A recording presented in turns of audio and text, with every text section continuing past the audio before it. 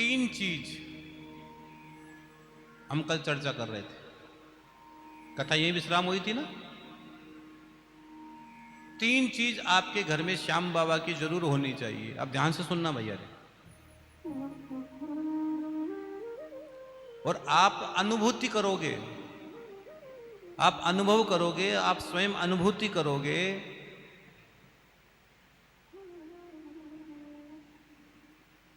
तीन चीज जिस दिन आपके घर में आ गई, उसके बाद आप पर बाबा की साक्षात कृपा की अनुभूति आपको होने लग जाएगी। और आप बहुत गहरी बात बता रहा हूं, हमारे कई जगह की कोई चीज नहीं आती है, कई जगह का प्रसाद नहीं आता है, नहीं आती है, कई जगह का प्रसाद नहीं आता है। इसी तरह खाटू की मिट्टी तुम्हारे घर में होनी चाहिए। एक तो खाटू की मिट्टी, एक श्याम बाबा की बभूति। कल एक माता जी मेरे से मिली, मैंने उनको कहा, उनकी कोई प्रॉब्लम बताई। 20 का जल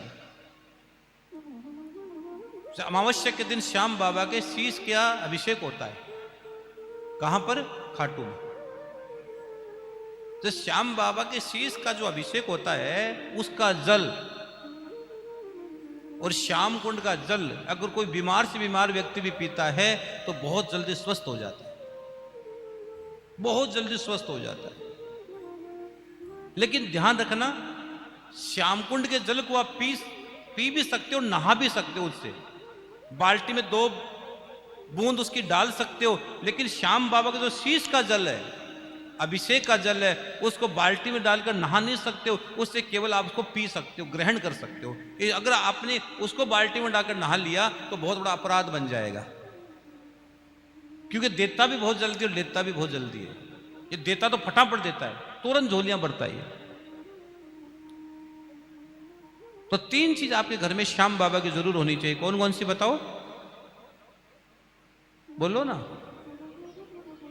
एक तो श्याम बाबा की मिट्टी, खाटू की मिट्टी। दूसरा श्याम बाबा की बभूति, बाबा की बभूति।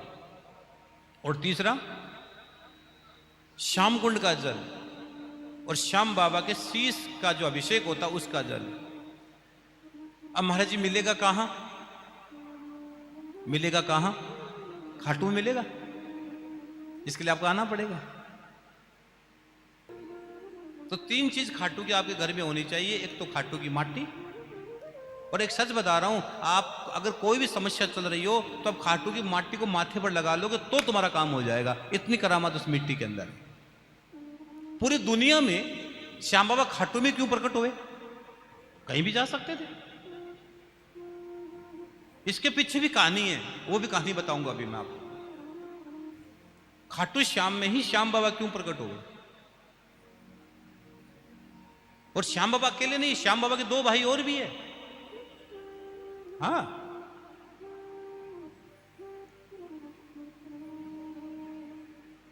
खाटू श्याम आप जाते हो तो एक तो खाटू की मिट्टी माथे पर लगाया करो, रखा करो अपने पास। और घर में कोई बीमारी चल रही हो, प्रॉब्लम चल रही हो, तो श्याम बाबा की बभूति माथे पर लगा लिया करो। और कहते हैं ना कि स्किन संबंधी प्रॉब्लम, कोई रोग हो जाए ना, तो श्याम कुंड का जल तो चुटकियों में काम करता है। चुटकियों में, कहते हैं चुटकी बजाए हनुमान, चुटकियों में काम हो जाता है। श्याम कुंड के जल का इतना बड़ा महत्व है। और कोई असाध्य से असाध्य बीमारी भी, ध्यान से सुन लेना भाई, असाध्य से असाध्य बीमारी डॉक्टर भी कह दे कि मेरे बस की बात नहीं है, उसको श्याम बाबा के शीश का जल पिलाना प्रारंभ कर दो, असाध्य से असाध्य बीमारी भी दूर हो जाती है। श्याम के नाम में इतनी कृपा, इतनी कृपा, इतनी कृपा है, इतनी कृपा है। इसलिए श्याम बाबा के शीश का, और अमावस्या के दिन शीश का अभिषेक होता है, आपको पता है, और बाबा के दरबार में मिलता है जल। लेकिन जो केवल गोलगप्पे खाना जाएगा, रसमलाई खाने जाएगा, चाट पकड़ी खाने जाएगा, उसको कुछ नहीं मिलेगा वहां से। और कहीं जाता है ना कोई व्यक्ति, तो ये कहकर जाता है हम दर्शन करने जा रहे हैं। जैसे आप घर से निकले तो आप क्या बोल के आए हो? कथा सुनने जा रहे हैं। यही तो बोल के आए हो। घर पे क्या बोल के आए हो? अपने परिवार में घर वालों को क्या बोल के आए हो? कि कथा सुनने जा रहे हैं भाई, श्याम बाबा की कथा हो रही है, खाटू से महाराज जी आए हुए, हम कथा सुनने जा रहे हैं। इसी तरह कोई व्यक्ति घर से जाता है तो क्या बोल के जाता है? कि दर्शन करने जा रहे हैं। लेकिन जो श्याम का प्रेमी होता है ना तेजस भैया, वो ये बोल के जाता है दर्शन नहीं, हम बाबा से मिलने जा रहे हैं, हम बाबा से मिलने जा रहे हैं। दर्शन तो दूर से भी हो सकता है, लेकिन मिलना होगा तो सुख और दुख की दोनों की बातें होगी, अपनी बातें होगी, कुछ मन की बातें होगी, कुछ तन की बातें होगी, और हम धीरे से धन की बात भी कर लेंगे। बड़े समझदार आदमी है ना हम, तो धीरे से बाबा के कान में बोल देंगे। आपने देखा होगा बाबा के कान कितने बड़े हैं, देखो देखो, क्यों है? ये वो सुनो, पूरी दुनिया की सुनवाई करता है ये। और बाबा की आंखें देखो, कितनी बड़ी बड़ी आंखें, ये पूरी दुनिया को देखता है, हर चीज इससे कुछ छुपी नहीं है। कलयुग का प्रधान देव श्याम बाबा है।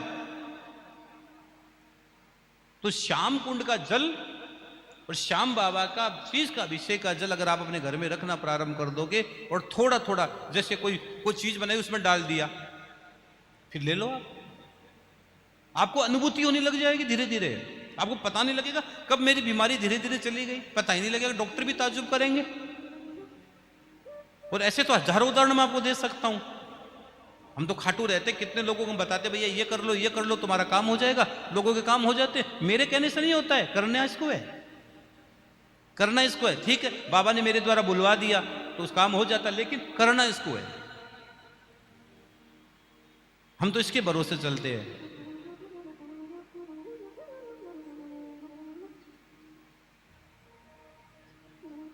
और जब इसकी कृपा होगी, अब आप लोग है ना, आप लोग कथा सुन, कल हमने एक बात बोली, अगर घर में कोई परेशानी चल रही है तो आप, कोई प्रकार की परेशानी चल रही हो, कोई समस्या चल रही हो, तो आप कथा के बाद मिलेंगे, बैठेंगे, बताएंगे आपको। लेकिन जब तक इधर से आदेश नहीं आएगा ना, सुन लो मेरे बहन भाई, मेरी इच्छा होते हुए भी, मुझे पता है आपसे ज्यादा मुझे पता आपके बारे में, ऐसा नहीं है मुझे पता नहीं होता है, आप क्या प्रश्न पूछोगे ये भी हमें पता होता है।